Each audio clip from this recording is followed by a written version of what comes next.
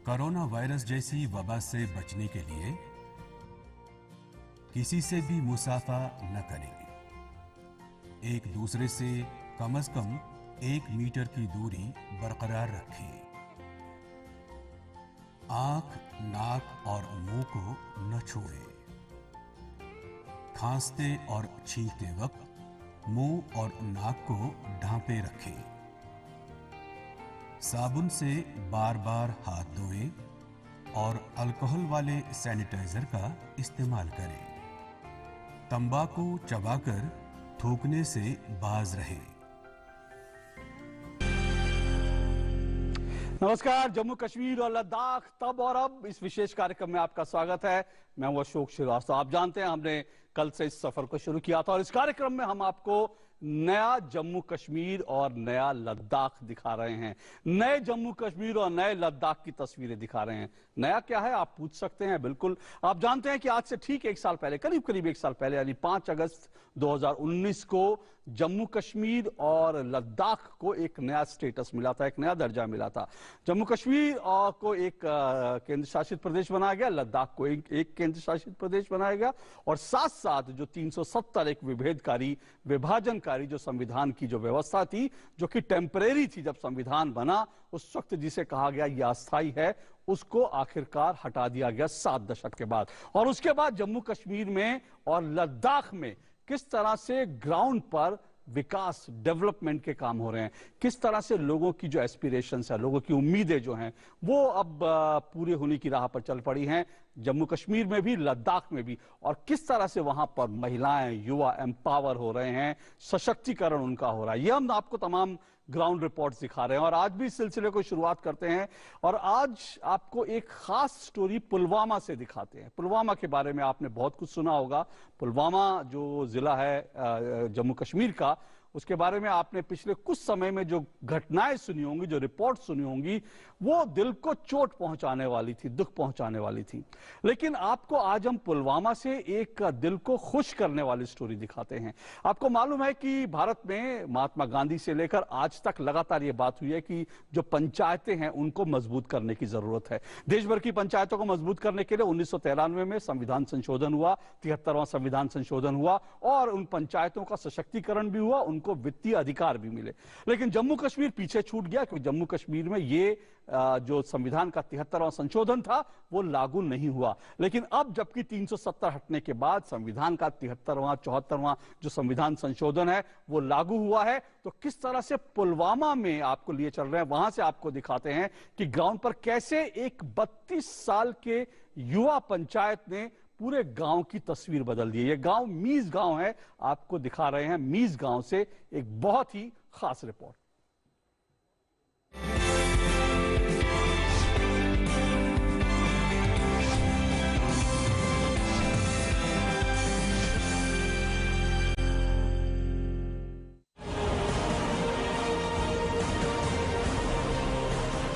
दक्षिण कश्मीर में पुलवामा के मीज गांव के किसानों के खेतों में धान की फसल लहलहा रही है।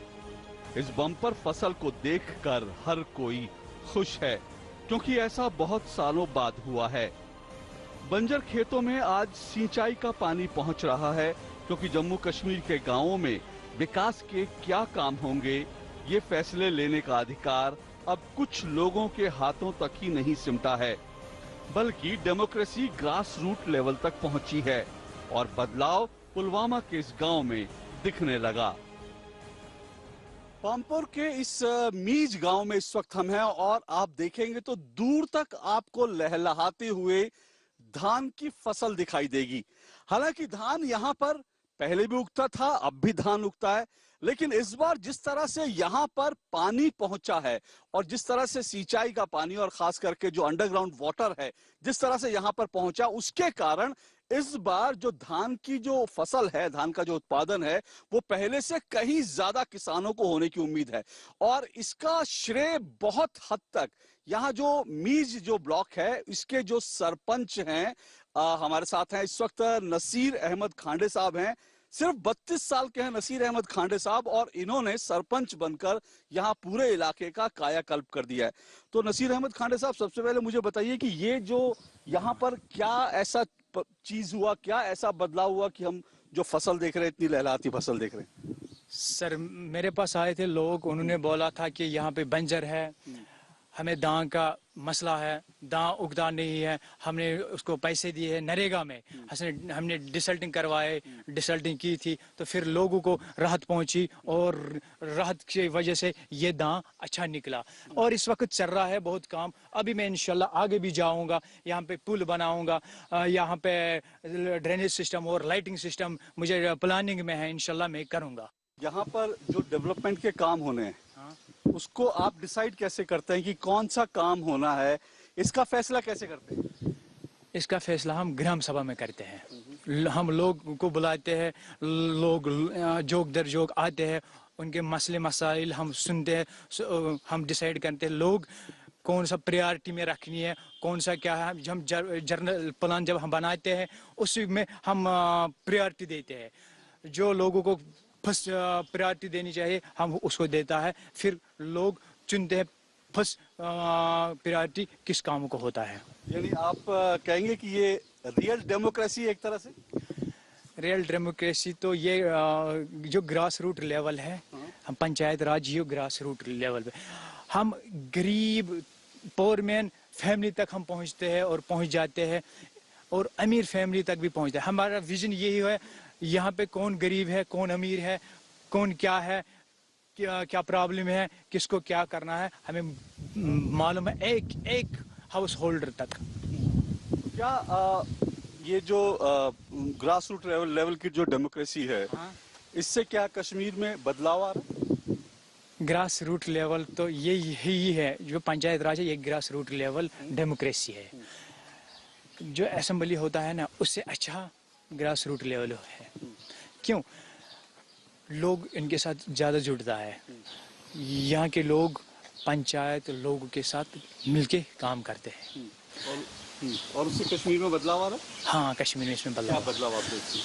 आप देखो पिछले 20 सालों से अगर हम नज़र करेंगे, आप देखो आज भी कैसा डेवलप, कैसा वर्क चल रहा है। आज से पिछले 20 सालों से ऐसा माहौल नहीं था, जो आज चल रहा है ऐसा नहीं था।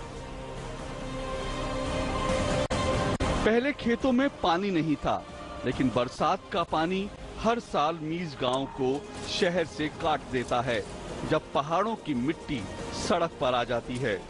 लेकिन इस साल बरसात मीज गांव के लिए मुसीबत बनकर नहीं बरसेगी, क्योंकि कोरोना, लॉकडाउन और मजदूरों की कमी के बावजूद गांव में सड़क किनारे ब्रेस्ट वॉल बनाने का काम पूरे जोर शोर से चल रहा है।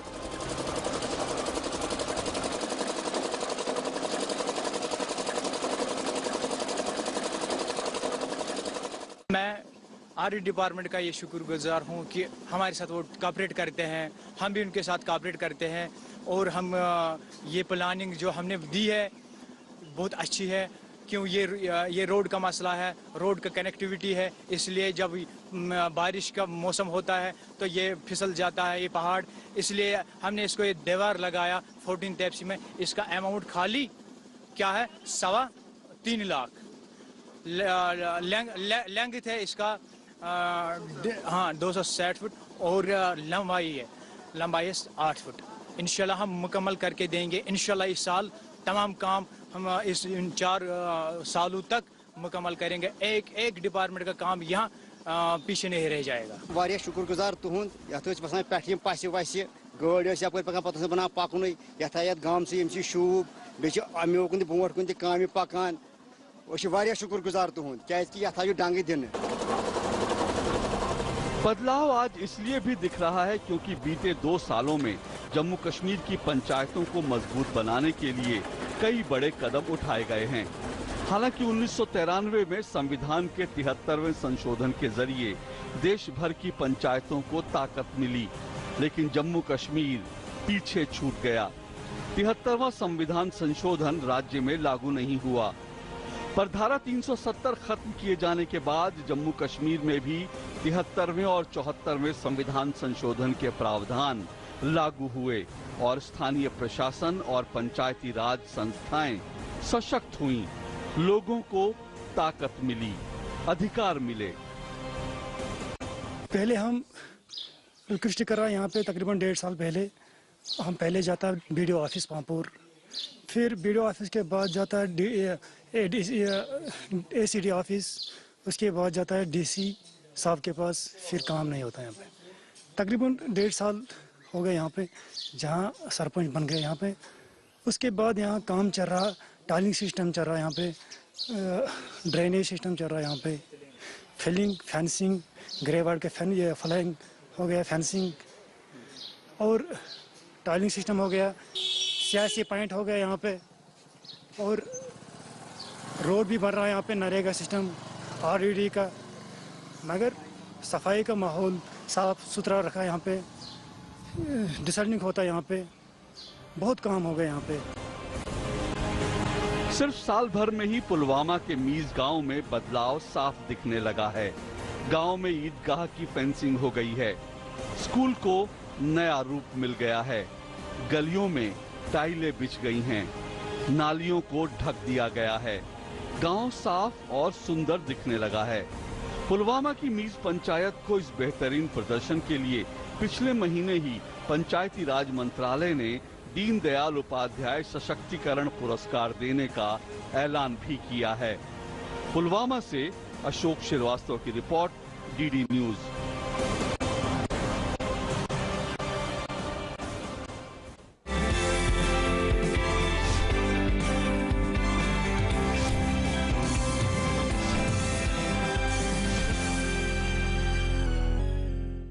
तो कैसे 370 हटने के बाद जब पंचायत मजबूत हुई तो सिर्फ 32 साल के एक युवा सरपंच ने गांव की तस्वीर और तकदीर बदल दी।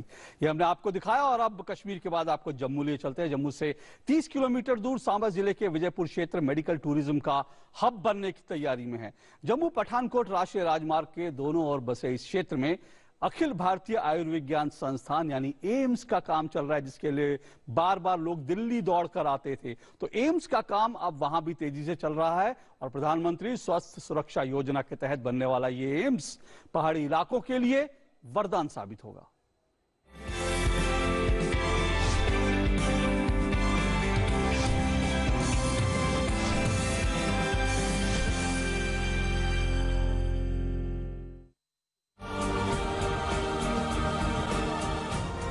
स्वास्थ्य सेवा में बुनियादी संरचना को मजबूत बनाने के लिए केंद्र सरकार ने जम्मू कश्मीर के लिए 9 मेडिकल कॉलेज और 2 एम्स बनाने की योजना पर काम शुरू कर दिया है। आने वाले दिनों में क्षेत्र में ही कई और प्रोजेक्ट शुरू करने पर भी विचार चल रहा है। इनमें national centre for disease control शामिल है। एम्स बनने से न सिर्फ जम्मू संभाग बल्कि पंजाब और हिमाचल के लोगों को भी लाभ मिलेगा। पहले कोई भी परेशानी होती तो हमें जम्मू जाना पड़ता है सीधा ही, तो एम्स बनने से हमें इतना फायदा होगा कि कोई भी परेशानी होगी सीधा हम एम्स में चले जाएंगे। हमें नहीं, विजयपुर वालों को नहीं। जैसे ये गुड़ा सलाथिया हो गया, राया सुचानी हो गया, जाख हो गया, बड़ी रमना हो गया, सांबा बेल्ट हो गई, गगवाल हो गया, हीरानगर हो गया, कठुआ तक लोग आएंगे। मुश्किलें तो काफी हद तक दूर होंगी। जैसे पहले हम लोगों को कोई ट्रीटमेंट करवानी होती थी, जैसे हमें दिल्ली, अमृतसर, गंगाराम हॉस्पिटल, अपोलो वहां जाना पड़ता। अब एम्स जो है बिल्कुल हमारे डोर स्टेप पे आ गया, जिससे कि हमें काफी सुविधा, जो हमारे बुजुर्ग हैं, बच्चे हैं, जिनको बिल्कुल डोर स्टेप पे आ गया, हमें इसलिए वो आसानी होगी थोड़ी। एम्स खुलने से बहुत ही ज्यादा सुविधा होगी, जो हम सोच भी नहीं सकते हैं। जो हमारे आने वाले यूथ है उनको काफी जैसे जॉब्स मिलेंगी इधर, उसकी वजह से जैसे हमारे मेडिकल इश्यूज हैं, जैसे कि यहाँ पे मेडिकल J&K में जो हमें फैसिलिटी नहीं मिल पाती, जिसकी उसकी लोग बाहर की तरफ रुख करते हैं, जैसे कि पंजाब वाली साइड या कहीं और दिल्ली वाली साइड, तो उनको क्या होगा कि हमारे पूरे विजयपुर में ही इतनी फैसिलिटी मिलेगी कि वो सोच भी नहीं सकते। विजयपुर से पंजाब मात्र 62 किलोमीटर ही है और यहाँ पहुँचने में 1.5 से 2 घंटे का समय लगता है। इसी तरह हिमाचल प्रदेश से भी विजयपुर में आने के लिए मात्र कुछ घंटों का रास्ता ही तय करना पड़ता है। 1700 करोड़ रुपए की लागत से बनने वाले इस एम्स से इलाके में एक नई उम्मीद दिखाई देगी। जानकारी के अनुसार एम्स में 3000 फैकल्टी और अन्य पद होंगे। 15 से 20 सुपर स्पेशलिटी विभाग होंगे। इनमें अंडर ग्रेजुएट की करीब 100 सीटें होंगी। केंद्र सरकार का यह प्रयास है कि इस पूरे क्षेत्र को मेडिकल टूरिज्म के तौर पर विकसित किया जाए, ताकि यहाँ पर बाहर से आने वाले मरीज भी इलाज करवा सकें। बिजनेस है वो बढ़ेगा, फिर लोगों को दूर जाने की जरूरत नहीं पड़ेगी। कोई बीमार हो जाता है ऐसे चंडीगढ़ लुधियाना लेके जाना पड़ता है, वो यही सुविधा मिलेगी होगी। एक तो नज़दीक है, हमारे अपने शहर में बन रहा है, तो सर पहुंचना बड़ा आसान होगा। ऐसा कई लोगों के लिए पहुंचना बड़ा मुश्किल होता है, पहले जम्मू जाएंगे, उसके बाद दिल्ली वगैरह जाना पड़ता है। और सर इसमें फाइनेंशियली बड़ा, हमें कमर्शियली बड़ा फायदा होगा। जैसे एम्स आने से हमारी मार्केट बढ़ेगी। यहाँ के लोग काफी खुश हैं। एक तो किसी भी तरह के इलाज के लिए दिल्ली, मुंबई और पंजाब जैसे राज्यों में नहीं जाना पड़ेगा, बल्कि एम्स के बनने से रोजगार का भी संचार होगा। प्रधानमंत्री नरेंद्र मोदी ने पिछले साल फरवरी में इसकी नींव रखी थी। इसके लिए 1954 कनाल से ज्यादा भूमि अधिकृत की गई है। सेंट्रल पब्लिक वर्क्स विभाग एम्स का निर्माण कार्य करवा रहा है। जम्मू कश्मीर में बुनियादी संरचना की प्रगति एक नए दौर का आगाज है।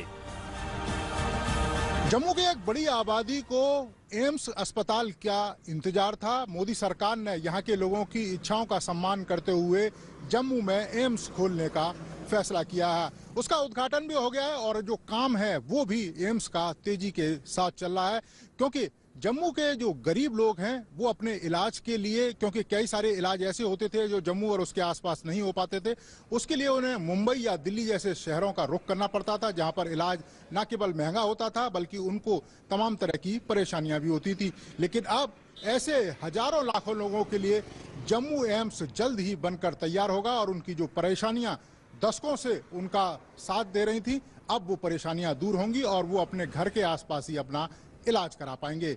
कैमरामैन प्रमोद नेगी के साथ नीरज सिंह, डीडी न्यूज, जम्मू।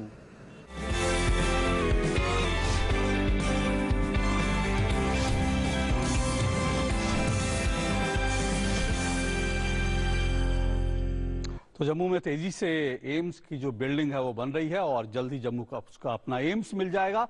और जम्मू कश्मीर के बाद अब बात कर लेते हैं लद्दाख की, कर लेते हैं। सिक्किम की तरह अब लद्दाख बनेगा ऑर्गेनिक यूटी यानी केंद्र शासित प्रदेश, ऑर्गेनिक केंद्र शासित प्रदेश। जी हाँ, आपने सही सुना, लद्दाख में कृषि को पूरी तरह से ऑर्गेनिक बनाने की दिशा में तेजी से काम चल रहा है। 2025 तक हिमालय के इस खूबसूरत इलाके में सिर्फ और सिर्फ ऑर्गेनिक खेती होगी। इसके तहत 500 करोड़ रुपए का बजट और मिशन मोदी MODI को अमली जामा पहनाने की दिशा में 66 गांवों में काम चल रहा है। लद्दाख से देखते हैं हमारे संवाददाता विशाल बैरिस्टो की रिपोर्ट।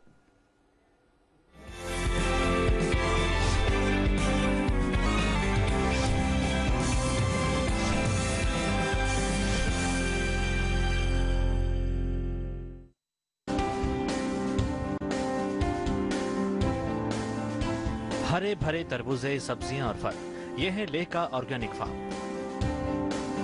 एक नई पहल में लद्दाख को पूरी तरह कार्बन न्यूट्रल बनाया जाना है। साथ ही स्थानीय किसानों को आमदनी में 40% का इजाफा करने के संकल्प को पूरा करना है। मिशन मोदी यानी मिशन ऑर्गेनिक डेवलपमेंट इनिशिएटिव 3 चरणों में चलने वाले इस योजना का उद्देश्य 2025 तक ऑर्गेनिक खेती के लिए तैयार करना है। मिशन ऑर्गेनिक डेवलपमेंट इनिशिएटिव के तहत 3 फेज में 500 करोड़ की लागत से काम होगा। 113 गांव में से पहले फेज में 66 गांव शामिल हैं। मोदी स्कीम के तहत हमें काफ़ी फायदा हो रहा है। तो पहले तो यहाँ पे लद्दाख में कहीं ये नहीं उगता था। 2 साल से हमें ये उगने का वो हुआ है, मतलब फायदा हो रहा है। कितना इनकम होता है वाटरमेलन से? पहले से डबल हो रहा है सर, तो काफ़ी मतलब फायदा है इसमें। बीच हम लोग को एग्रीकल्चर डिपार्टमेंट दे रहा है सर सब्सिडी में। कितना सब्सिडी मिलता है? सब्सिडी कितना मिलता होगा? 50% सब्सिडी में दे रहा है सर। किस किस का बीज मिलता है? सबका? हर चीज का मिलता है। जैसे तरबूज, गाजर, वो बंद गोभी, फूल गोभी, ब्रोकली, टर्निप्स, सब कुछ मिलता है सर। इस योजना के तहत आदर्श किसानों को कृषि विभाग के जरिए खाद वर्मी कंपोस्ट बनाने का प्रशिक्षण दिया जाता है और किसानों को अपने खेत की मिट्टी को तैयार करने की विधि सिखाई जाती है। कई इलाकों में सॉइल ट्रीटमेंट की ऑर्गेनिक विधि अपनाकर बिना केमिकल के 30 से 40 टन प्रति हेक्टेयर की उपज हो रही है। DRDO के साइंटिस्ट किसानों को पहाड़ पर खेती की तकनीक भी सिखा रहे हैं। ये जो है दोनों ट्रेनिंग हमें दी है एग्रीकल्चर डिपार्टमेंट ने, और हर गांव में एक मॉडल फार्मर यहाँ पे एग्रीकल्चर की तरफ से डिजिग्नेट किया गया है। तो उस मॉडल फार्मर की उस जगह पे फिर जितने भी डिमॉन्स्ट्रेशन ट्रेनिंग वगैरह होती है तो वो लोग यहाँ पे करते हैं। अक्सर किसान कम पैदावार के डर से यूरिया और फर्टिलाइजर को खेतों में डालना आवश्यक समझते हैं, लेकिन लद्दाख में भारत सरकार की पहल पर यहां ऑर्गेनिक खेती के प्रति किसानों में काफी दिलचस्पी बढ़ी है। लद्दाख जल्द ही ऑर्गेनिक फूड हब बनने वाला है और देश विदेश में हिमालय के ताजे सब्जी फल भेजने वाला है। इसे अनुसंधान का ही कमाल कहा जा सकता है कि भौगोलिक परिस्थितियों से जूझता यहाँ का किसान वह सारी फल और सब्जियां उगा रहा है जो गर्म तापमान ही पैदा कर सकते हैं। ये हमको मिशन ऑर्गेनिक डेवलपमेंट इनिशिएटिव के अंदर स्कीम के अंदर फर्स्ट लद्दाख यूटी मिलने के बाद हमको ये मिला था पहले प्रोजेक्ट के बेस में। ये 5 दिया था हमारे गांव में, उनका टीम आया था कि सेलेक्ट किया, एजुकेशन चीफ आया, उनका ऑफिसर डिस्ट्रिक्ट ऑफिसर असिस्टेंट वगैरह अफसर आके हमारा 5 घर सेलेक्ट करने के बाद हमको फ्री ऑफ कॉस्ट दिया। इस साल पायलट प्रोजेक्ट के हिसाब से 5 ग्रीन हाउस दिया सर। ये 100 बाई 28 फीट का साइज है सर। तो इस साल मतलब ये 3rd क्रॉप उगा रहा है सर। 2 क्रॉप इन्होंने लेके बाजार में दे चुके हैं सर, लीफी ग्रीन वेजिटेबल्स। अभी यहाँ लगा रहा है सर शिमला मिर्च, बैंगन, अभी उधर भिंडी लगा है सर। ये मतलब तकरीबन इधर कमी अब चल रहा है सर। किसान इसका फ़ायदा उठा रहे हैं।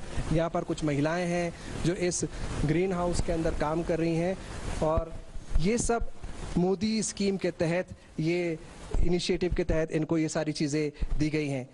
कैमरामैन संजय जैना और कमलेश के साथ मैं विशाल बेरिस्टो, डीडी न्यूज़, फे गांव, लेह, लद्दाख।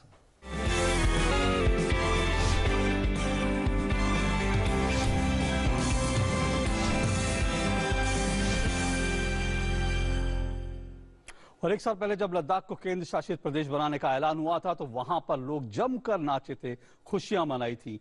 और अब 1 साल बाद जो लद्दाख में कह सकते हैं कि लद्दाख की जो तमाम बौद्ध आबादी है उनकी जो सबसे सशक्त आवाज है वो लद्दाख बुद्धिस्ट एसोसिएशन है। लद्दाख बुद्धिस्ट एसोसिएशन के अध्यक्ष पीटी कुंजाम से हमने पूछा कि दरअसल 1 साल बाद वो कैसा फील कर रहे हैं और अब वो क्या करना चाहते हैं। आइए सुनाते हैं पीटी कुंजाम साहब ने क्या कहा।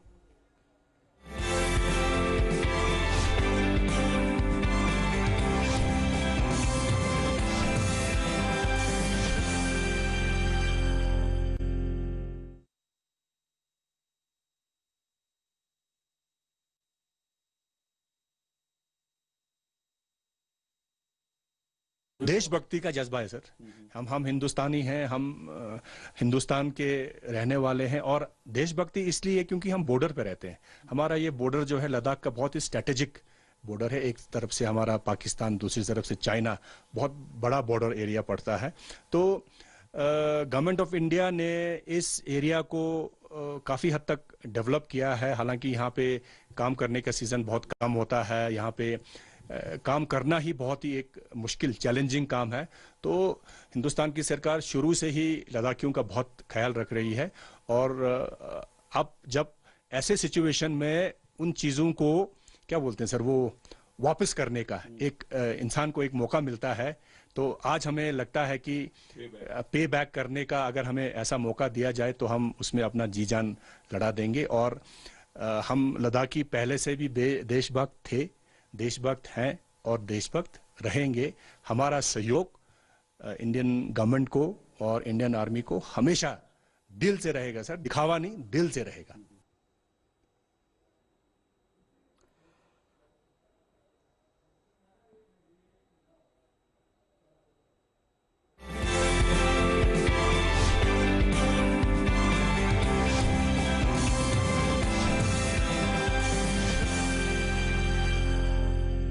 तो इसी लद्दाख की सशक्त आवाज, वो कह रहे हैं कि डेवलपमेंट के लिए और सरकार को हर तरह का सहयोग जो है वो लद्दाख से हमेशा मिलता रहेगा।